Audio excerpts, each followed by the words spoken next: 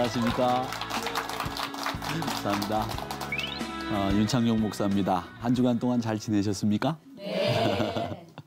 계속해서 그 세상이 감당하지 못하는 인물에 대해서 저희들이 지금 공부를 하고 있는데 오늘 살펴볼 주인공은 아마 여러분들이 생소하게 느끼실 수도 있는 인물인데 아히도벨이라고 하는 인물에 대해서 우리가 같이 생각해 보려고 합니다.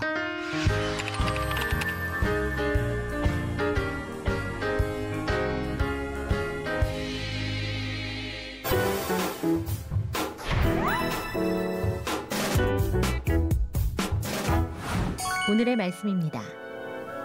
이에 후세가 사독과 아비아달 두 제사장에게 이르되 아히도벨이 압살롬과 이스라엘 장로들에게 이러이러하게 계략을 세웠고 나도 이러이러하게 계략을 세웠으니 이제 너희는 빨리 사람을 보내 다윗에게 전하기를 오늘 밤에 광야 나루터에서 자지 말고 아무쪼록 건너가소서 하라. 혹시 왕과 그를 따르는 모든 백성이 몰사할까 하노라 하니라. 사무엘하 17장 15절에서 16절 말씀입니다. 이 아히도벨이라고 하는 이름은 우리가 자주 성경을 보면서 듣지 못한 인물입니다. 그런데 우리가 이 아히도벨을 다루는 이유가 한 가지 있습니다. 그건 다윗과 그의 아들 압살롬, 그 압살롬의 책사로서 활동을 했던 사람입니다. 우리나라 역사에 보면 책사 중에 가장 유명한 사람이 있죠. 팔삭동이었던 한명회라고 하는 사람이 아주 대표적인 세조 왕의 책사였던 인물이었죠. 그렇게 이 압살롬의 책사로서 활동을 하면서 이 다윗의 행적 그리고 압살롬의 행적에 굉장히 지대한 영향을 끼쳤던 사람이 아히도벨이라고 하는 사람입니다. 이 아히도벨은 대략 주전 1020년에서 927년경에 활동했던 인물로 그렇게 알려져 있고 사울 왕정이 붕괴되면서 다윗의 왕정이 세워지지 않습니까? 그때 이 다윗의 왕성한 이 정복 전쟁을 할 당시에 활동했던 인물이 바로 이 아히도벨이라고 하는 이름입니다. 근데 그 이름의 뜻은 어리석은 형제, 좀 좋지 않은 뜻이죠. 어리석은 형제. 뭐 하면 우리가 더 극단적으로 얘기하면 어리석은 형제니까 우리가 극단적으로 얘기하면 바보라고 하는 할 수 있는 그런 뜻을 가지고 있는 이름이 아히도벨이라고 하는 인물입니다. 그런데 아무래도 이 책사는 이 왕 옆에서 왕이 어떤 선택이나 판단을 할 수 있도록 도와주는 사람이기 때문에 이 책사라고 하는 사람이 나쁜 마음을 먹으면 얼마든지 왕을 나쁘게도 끌고 갈 수 있고 이 책사가 또 어떤 마음을 가지고 있느냐에 따라서 나라의 운명이 결정되기도 했던 아주 중요한 인물이 바로 책사라고 하는 직책을 가지고 있는 인물이었습니다. 이 성경에 보면 이 족보들을 살펴보면 굉장히 재미있는 족보들이 많이 있어요. 나중에 솔로몬의 어머니가 되는 밧세바의 할아버지 되는 인물이다라고 하는 것을 아시면 되겠습니다. 그러니까 다윗이 그 일생을 살펴볼 때 가장 큰 위기라고 한다면 바로 압살롬의 반란을 들 수 있는데 그 압살롬의 반란에 가장 영향력을 끼쳤던 인물이 누구냐면 바로 아히도벨이었습니다. 여하튼 그의 모략이 얼마나 뛰어난지 하나님께 물려받은 지혜와 같다고 인정받을 만큼 그가 말하는 책략, 그가 말하는 지혜가 정말 뛰어났다. 그 사람의 지략을 뛰어넘을 수가 없을 정도로 굉장히 뛰어난 인물이 바로 아히도벨이라고 하는 인물입니다. 이 사무엘하 16장 23절의 말씀에 보면 이런 지혜가 아히도벨에게 있었기 때문에 이 압살롬은 자기의 반란을 성공적으로 마치기 위해서 이 아히도벨이라고 하는 사람이 정말 필요한 인물이다. 이렇게 생각을 했고요. 또 아히도벨만 손에 넣으면 압살롬 스스로가 이 반란에 성공할 수 있다. 이 자신감을 가질 정도로 아히도벨이라고 하는 사람이 굉장히 영향력 있는 인물이었다는 겁니다. 성경에는 잠깐 나오고 말지만 이 인물을 통해서 우리는 세상이 감당하지 못한 인물 아히도벨을 배우는 것보다는 이 아히도벨을 우리가 반면교사로 삼고 아히도벨이 참 그렇게 뛰어난 지략가이고 책략가이었음에도 불구하고 그가 잘못했던 것들이 너무 많았기 때문에 그 잘못한 것들을 우리가 다시 전철을 밟지 않고 우리 신앙의 반면교사로 삼으면 우리는 아히도벨과 같지 않은 세상이 감당할 수 없는 인물이 될 수 있다. 이런 의미에서 우리가 아히도벨을 같이 공부를 하려고 합니다. 근데 이 아히도벨이 결국 이 압살롬의 배반, 반역, 구테타라고 하죠. 요즘에는 그 구테타에 참여를 하게 됩니다.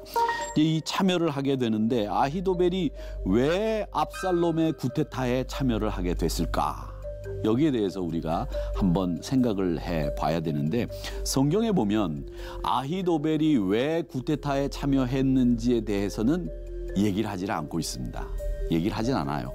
그런데 여러 가지를 추정해 볼 때에 아마도 다윗 왕의 악행 중의 악행은 바로 우리아를 치열한 전쟁터에서 죽이고 밧세바를 남편이 있는 여인임에도 불구하고 자기 아내로 삼아버리는 이 악행을 보고 할아버지였던 아히도벨이 분노하지 않았을까? 그에 대한 반발심을 가지지 않았을까? 이런 추정을 해보게 되는 겁니다.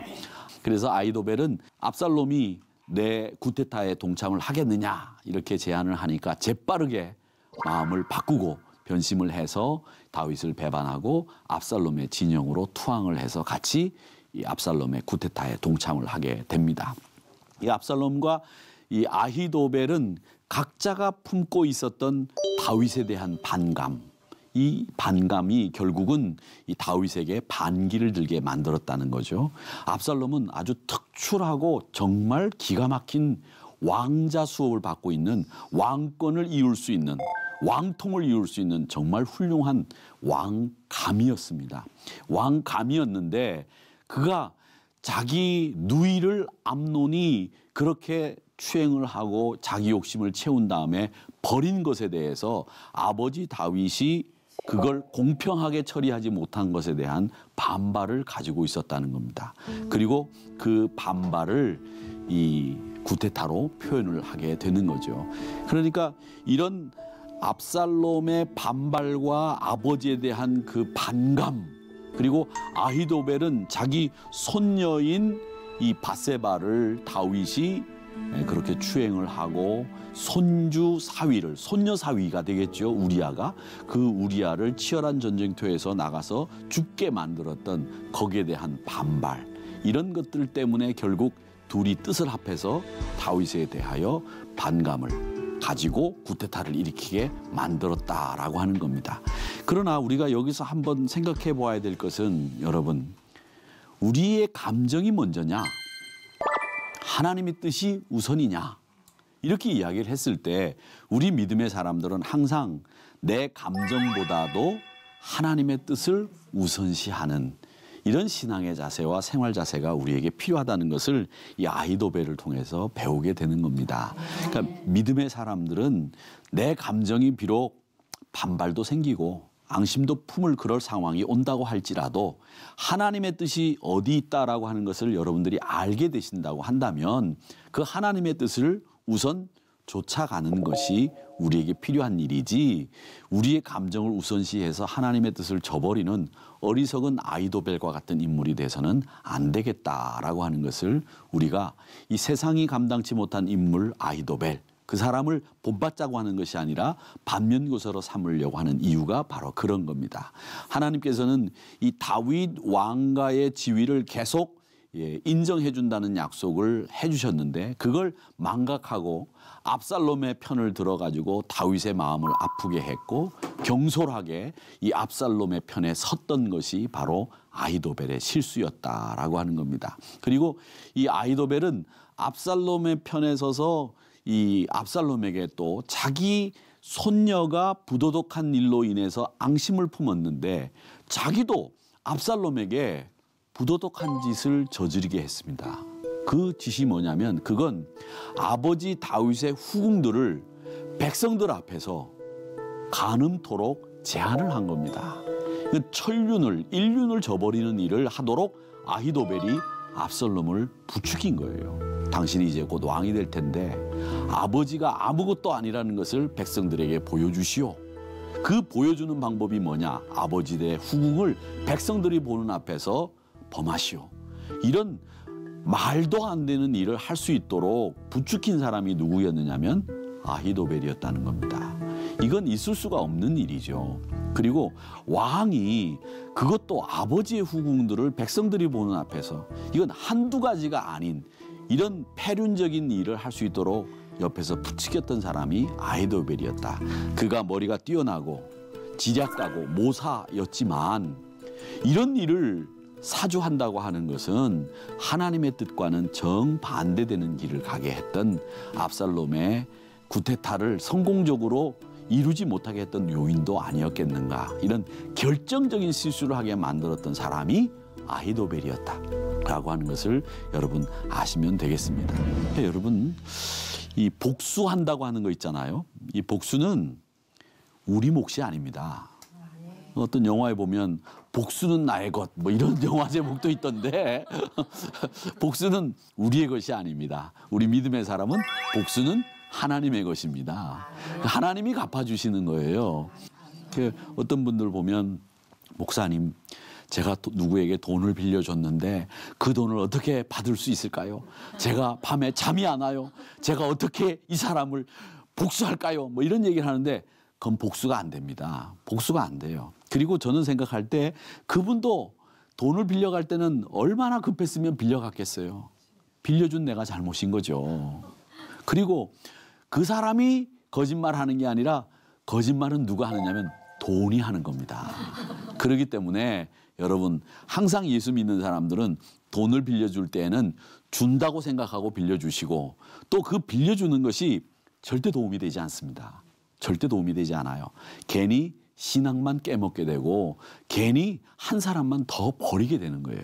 그렇기 때문에 우리 믿음의 사람들은 이런 생활 부분에서 보복과 관련된 여러 가지 것들을 잘 생각하시고 신앙생활 하셔야 되는데 복수는 내 것이 아니고 하나님의 것이다. 그렇게 생각을 하셔야 되고 복수를 만약에 한다고 하더라도 그건 정당한 방법으로 해야 되는데 그 정당한 방법도 나도 부도덕하고 나도 부정직하면 결국 같은 사람이 되는 거예요. 그러니까 항상 복수는 하나님의 것. 나는 그저 하나님 앞에 기도할 뿐이다 라고 생각을 하시고 신앙생활 하는 것이 우리에게 필요하다라는 겁니다. 여러분, 하나님 앞에서 사람은 다 똑같습니다.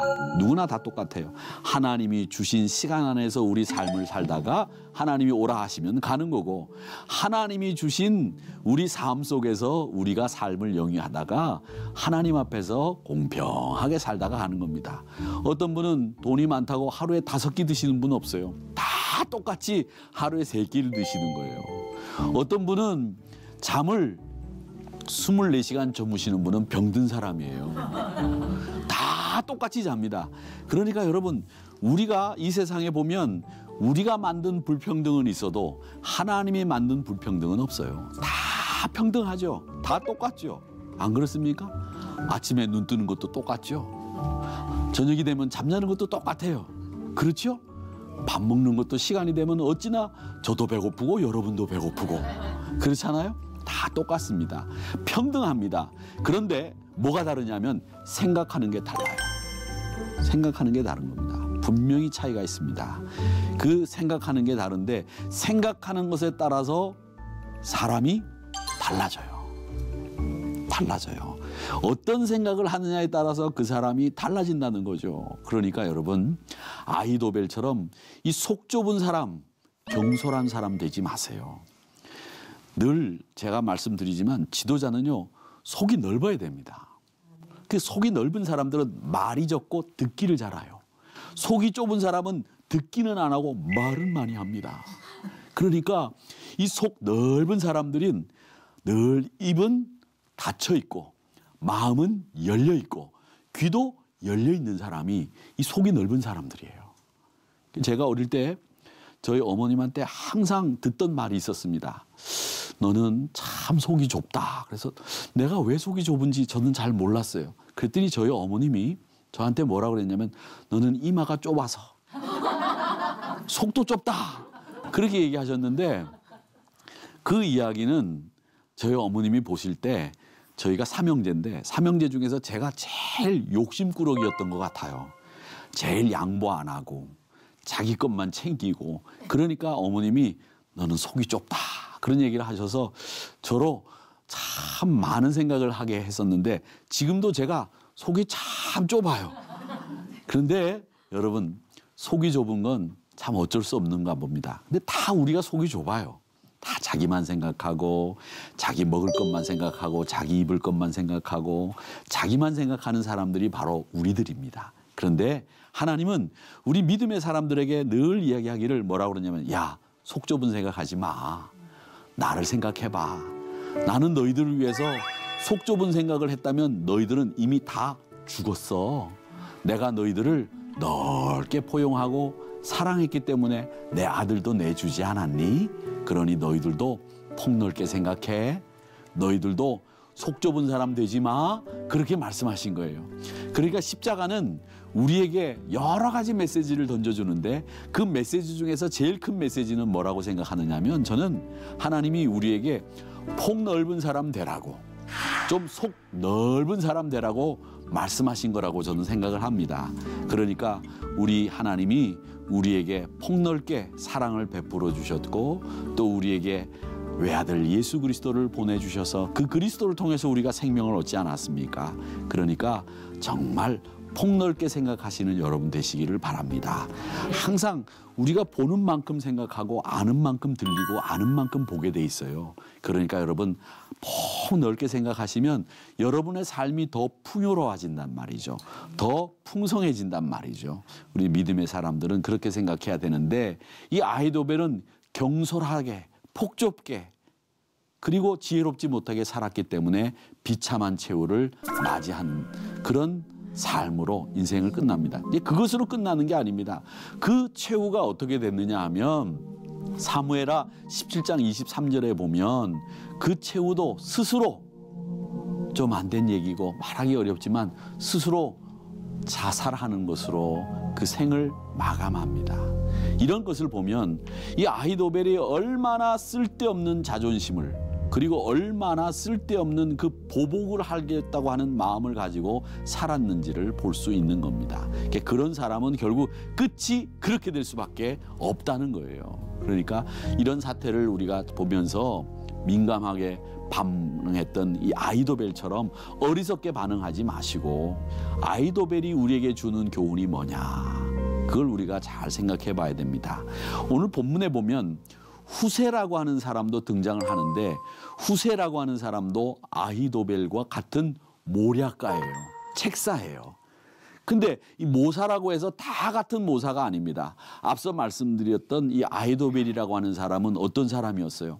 자신의 지략을 이기적인 목적을 위해서 사용했습니다. 이를 위해서 압살롬으로 하여금 판단력을 흐리게 만들고 부도덕한 짓을 저지르게 했던 페류나로 만들었던 하나님을 따르는 사람들에게 불신앙이 뭔가를 보여주고 백성들을 고통스럽게 만들게 했던 사람이 아히도벨이라고 하는 사람의 모습이었습니다. 충고나 그리고 도움을 주는 말은 여러분 마음에 상처를 주는 말이 아니에요. 부도덕한 짓을 하게 만드는 말이 아니란 말이죠. 그건 도움이 아니에요. 그건 사람을 구렁텅이로 빠뜨리게 하는 일입니다. 그러니까 여러분 무조건 반대하고 무조건 앙심을 품는 게 의를 이룰 수 있다고 생각하지 마세요. 자기 의가 되기가 쉽습니다. 우리는 하나님의 의를 따르는 사람이지 자기 의를 따르는 사람이 아니에요. 자기 의를 드러내려고 하지 마세요. 하나님의 의가 드러나도록 그의 나라와 그의 의가 이루어지도록 하는 사람들이 우리 믿음의 사람들이지 자기 의를 드러내려고 하다 보면 실수하기 딱 십상이에요. 그렇기 때문에 여러분 우리가 누구에게 도움을 줄 때는 어떤 도움을 줘야 되느냐. 진짜 도움이라고 하는 것은 그 사람으로 하여금 깨닫게 하고 그 사람에게 도움이 되는 말을 해서 그 사람으로 하여금 제대로 바른 길을 갈 수 있도록 해야 된다는 겁니다. 근데 반감을 주면서 깨달을 수 있게 하겠습니까? 야, 니까짓 게 뭘 잘한다고 마. 아이고 네가 해봐야 그렇지. 이렇게 사람의 마음을 막 비틀어 놓고 반감을 주면서 그래 한번 해봐라 해봐 이렇게 해가지고 그 사람이 잘하겠어요? 그래, 내가 못할 줄 알아? 이야, 이러면서 그 일을 하겠어요? 치고받고 싸우기는 하겠지. 여러분, 반감을 주어서는 그 사람이 설득되어지지 않습니다. 성경에서 그래서 충고나 권면하는 것은 어떻게 하라고 했느냐면 기도한 후에 충고하고 기도한 후에 권면하라고 했어요. 빌립보서 2장에 보면 권면하는 태도에 대해서 어떻게 말씀하고 있느냐면 첫째는 마음을 같이 하고 같은 사랑을 가지고 뜻을 합하여 그리고 한 마음을 품어서 해야 된다고 말씀하셨고 또 둘째는 다툼이나 허용으로 하지 말라고 그랬어요.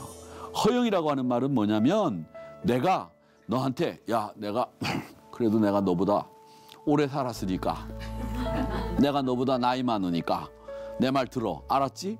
이거 아니에요. 요즘에는 그런 말 듣지도 않을 뿐만 아니라 이게 허용으로 하는 거예요. 내가 너보다 지위가 높으니까 내가 너보다 연장자니까 내가 하는 말 들어야 된다. 이게 허용이 될 수가 있단 말이죠. 그래서 성경에서는 허용으로 권면하지 말아라. 그리고 세 번째로 권면할 때는 어떻게 해야 되느냐? 겸손한 마음으로 자기를 남보다 낮게 여기고 남을 나보다 낮게 여기면서 권면을 해야 그 사람이 그 권면을 받아들인다고 이야기를 했습니다. 이 모든 말씀을 정리를 하면 그리스도의 마음으로 권면하고 그리스도의 마음으로 위로하는 것, 이게 바로 권면의 원칙입니다. 그러니까 권면한다고 반감 가지고 있는 것을 자기 목적을 이루기 위해서 자기 반감, 앙심 이걸 복수하기 위해서 권면한답시고 그 사람으로 하여금 부도덕한 일을 하게 만드는 일은 이건 아히도벨처럼 하는 일이 되는 것이고 이건 예수 믿는 사람들이 해서는 안 되는 일이다라고 하는 것을 아셔야 됩니다. 그 사람을 충분히 이해하고 그 사람 입장에서 권면해야 됩니다. 그래서 다투지 말고 충고해야 된다고 말합니다. 다투면서는 권면을 할 수가 없어요. 허용으로 자신을 드러내기 위해서 충고할 수 없습니다. 그리고 충고를 하더라도 그 사람이 나보다 못하다고 생각하고 하는 충고는 다 쓸모없는 행동이고 결국 관계를 악화시킬 뿐이에요. 그러니까 충고할 때는 네가 나보다 낫다. 그런데 내가 너한테 한마디 하고 싶은 게 있는데 내 말 좀 들어줄래? 이렇게 겸손하게 말을 해야 요즘에는 말을 듣습니다. 자녀들도 말이죠. 가서 네가 말이야 내가 주는 돈 가지고 공부하면 네가 내 아들이고 내 딸인데 내 말 들어! 이렇게 윽박지르면서는 요즘 애들도 말을 안 들어요. 아버지가 내 입장을 충분히 이해하고 어머니가 내 입장을 충분히 공감하고 있다고 느껴질 때 부모님의 말에 귀를 기울이는 거예요. 그 원리가 똑같이 우리 인간관계에도 동일하게 적용됩니다. 저 사람이 내 아픔을 이해하고 공감한다고 했을 때 그 위로와 그 권면을 듣지 저 사람은 내 입장을 하나도 몰라. 그러면 마음은 딱 닫아놓고 그 사람이 어떤 말을 하더라도 안 듣는다는 거죠. 그렇기 때문에 권면이나 충고는 먼저 그 사람을 이해하고 난 뒤에 그 사람이 나보다 낫다고 여기는 자세로 권면하고 충고를 할 때 그 권면과 충고가 들려지고 마음문이 열리고 듣게 된다라고 하는 것을 꼭 아시기를 바랍니다. 자칫 아이들을 가르치려고 하다가 어른들이 요즘 망신당하는 일들이 참 많지 않습니까?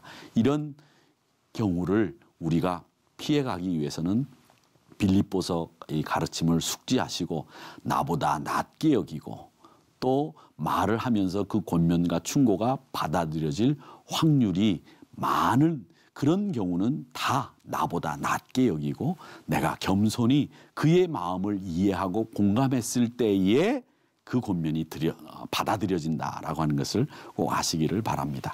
우리의 지혜는 항상 하나님의 영광을 위한 방향으로 결정되어야 됩니다.